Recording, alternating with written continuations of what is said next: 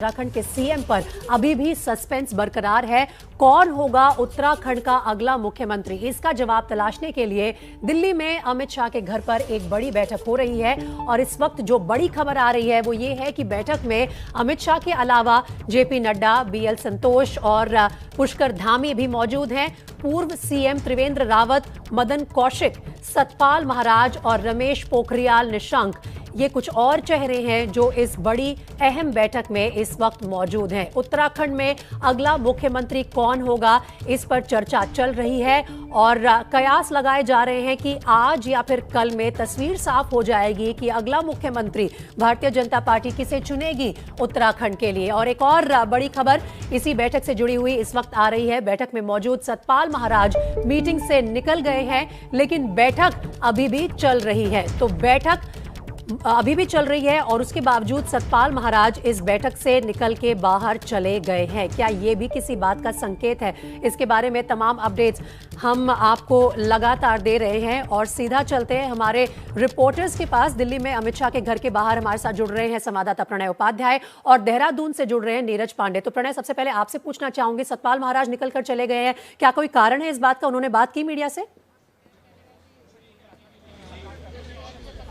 जी, उन्होंने कोई बात नहीं की प्रीति, लेकिन सतपाल महाराज के जाने के बावजूद भी बैठक चल रही है। और ये बैठक बहुत महत्वपूर्ण इसलिए भी है क्योंकि अमित शाह के लौटने के बाद और पुष्कर सिंह धामी जो कि उत्तराखंड के कार्यवाहक मुख्यमंत्री हैं, उन्होंने इस बैठक में आने से पहले कहा था कि संगठन या नेतृत्व जो है वो तय करेगा कि सीएम का चेहरा कौन होगा, क्योंकि 10 मार्च को आए फैसलों को 10 दिन हो चुके हैं। बीजेपी के पास कंफर्टेबल मेजॉरिटी है, लेकिन जो सीएम का चेहरा थे पुष्कर सिंह धामी, वो चुनाव हार गए। तो ऐसे में त्रिवेंद्र सिंह रावत का यहां पर आना, जो कि पूर्व मुख्यमंत्री हैं, रमेश पोखरियाल निशंक, वो भी उत्तराखंड के मुख्यमंत्री रहे हैं और साथ ही केंद्र सरकार में मंत्री भी रहे हैं। तो ऐसे में जो राज्य का नेतृत्व है बीजेपी का, उसके साथ ये शीर्ष नेतृत्व की एक मंथन बैठक कही जा सकती है और ये रायशुमारी की भी एक प्रक्रिया होती है। ये कोई अनोखा मौका नहीं है। इसके पहले भी बीजेपी के अंदर जब भी इस तरीके की चीजें होती हैं तो राज्य नेतृत्व के साथ में एक रायशुमारी की प्रक्रिया होती है।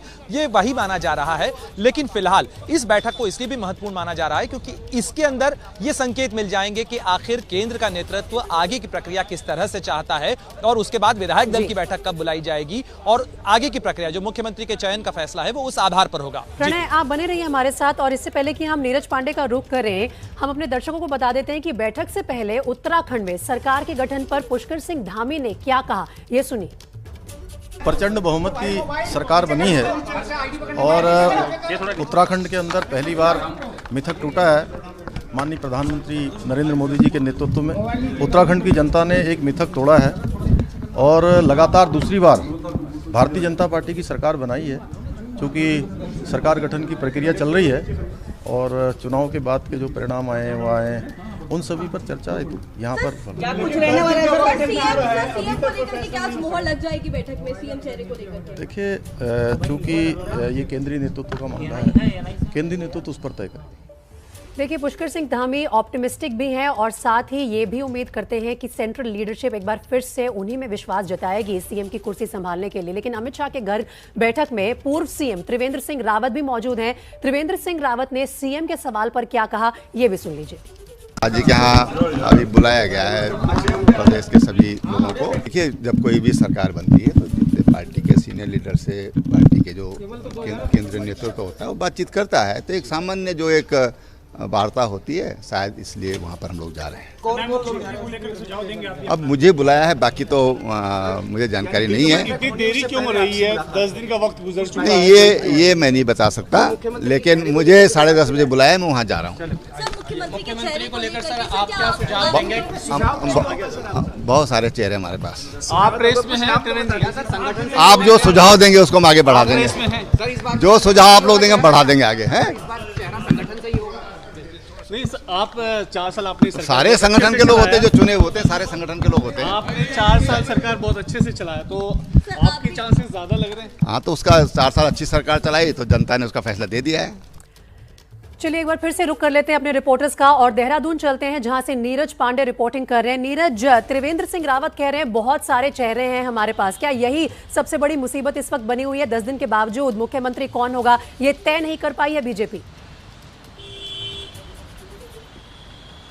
देखिए, भारतीय जनता पार्टी में एक प्रक्रिया है प्रीति। जब भी कोई मुख्यमंत्री का चेहरा होता है उसके लिए एक प्रस्ताव केंद्र सरकार की तरफ से आता है, केंद्रीय लीडरशिप की तरफ से आता है और विधायक तय करते हैं कि हमारा मुख्यमंत्री कौन होगा। तो फिलहाल तो विधायक दल की बैठक में ये तय होगा कि मुख्यमंत्री कौन होगा। लेकिन हाँ, ये जो बैठक चल रही है निश्चित रूप में ये उस प्रक्रिया के लिए बैठक चल रही है कि क्या किया जाए, राज्य में किसको आगे ले आया जाए। दूसरी ये बात है कि शपथ ग्रहण समारोह होना है, विधायक दल की बैठक होने, सरकार में जब शपथ ग्रहण में हो शपथ समारोह होगा तो उसमें कौन कौन गेस्ट होंगे, इन सब चीज़ों को लेकर, चूंकि देखिए आप जो नेता हैं वहाँ पे वो कोई सामान्य लोग नहीं हैं। प्रदेश अध्यक्ष हैं, अभी कार्यवाहक मुख्यमंत्री हैं, 2 पूर्व मुख्यमंत्री हैं जो उत्तराखंड की सियासत में बहुत महत्वपूर्ण रोल अदा करते हैं। तो इन सब की राय बहुत महत्वपूर्ण है। सतपाल महाराज इससे पहले निकले, वो लगातार पिछले कई साल से राज्य में कैबिनेट मंत्री हैं। तो ये वो नेता हैं जो राज्य को बहुत अच्छे से समझते हैं, राज्य की बुनियादी समस्याओं को जानते हैं। इसलिए सरकार गठन से लेकर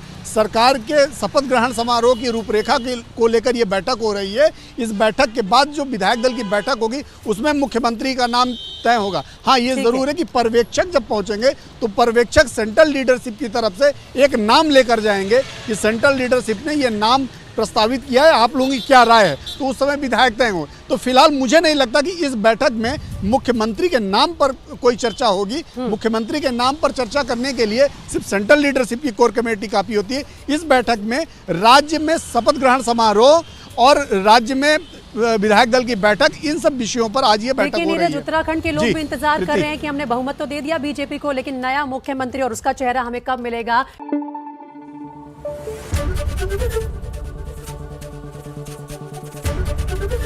एबीपी न्यूज आपको रखे आगे।